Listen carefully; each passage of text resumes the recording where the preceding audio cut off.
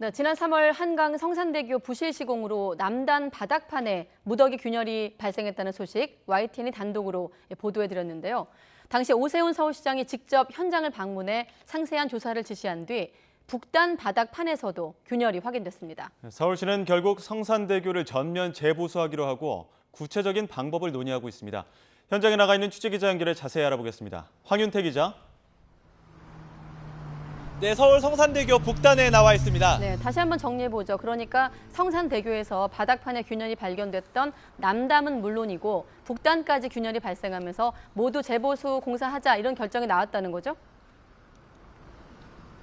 네, 그렇습니다. 지난해 3월 보수공사를 마친 지 1년 만에 남단에서 바닥판 무더기 균열이 발생한 거로 YTN 취재 결과 드러났었는데요. 그런데 제가 있는 이곳 북단에서도 남단보다 먼저 균열이 발생했던 거로 확인됐습니다.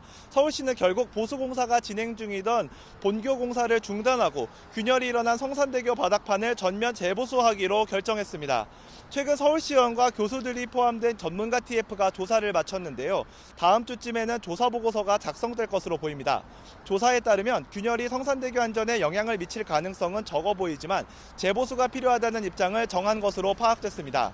이번에 전문가들은 남단뿐 아니라 북단에 깔린 바닥판에서도 균열이 발생한 걸 확인했는데요. 북단 바닥판은 남단보다 먼저 깔린 데다 공사 중 문제가 발생해 일부 바닥판을 교체한 거로도 알려졌습니다. 남북단에서 모두 균열이 발생한 원인으로는 다리의 강철 구조와 바닥판 사이에 공간이 발생했기 때문으로 지목됐습니다.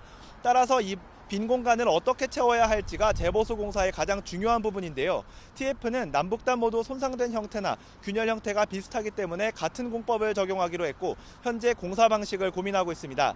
체험 공사를 진행한 뒤에는 무게가 고르게 분산되는지를 측정하는 재하 시험도 진행해 안전성을 재차 확인할 방침입니다. 실제로 재보수 공사가 진행될 경우 하루 16만 대 가까이 오가는 성산대교를 통제하긴 매우 어렵다는 게 서울시 판단입니다. 이에 따라 밤 10시 이후 야간 시간대에 한 개 차선을 단계적으로 통제하는 방식으로 보수공사하는 방식을 검토하고 있습니다. 네, 균열 과정에서 잘못을 가리기 위한 감사 그리고 경찰 수사도 진행되고 있죠. 네, 그렇습니다. 오세훈 시장 지시로 서울시는 시공 과정에 대한 감사 절차에 돌입했습니다. 서울시 감사위원회는 지난 4월 해당 부서에 자료를 수집하는 실질 감사를 마쳤는데요. 지금은 성산대교 현장에 나와 해당 자료를 검토하는 과정을 거치고 있습니다.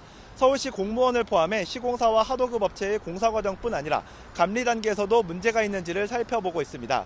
다만 법률 검토 등 절차도 거쳐야 해서 감사 결과가 발표되기까지는 일러야 9월쯤이 될 것으로 보입니다. 경찰 수사도 진행되고 있는데요. YTN 보도 직후 시민단체 고발을 접수한 경찰은 지난달 업체 관계자를 여러 차례 불러 조사를 진행했습니다. 경찰은 바닥판 제조업체가 서울시 계약 내용과 다르게 바닥판을 만들어 납품한 혐의가 있는지를 들여다보고 있는 거로 전해졌습니다. 지금까지 서울 성산대교 북단에서 YTN 황윤태입니다.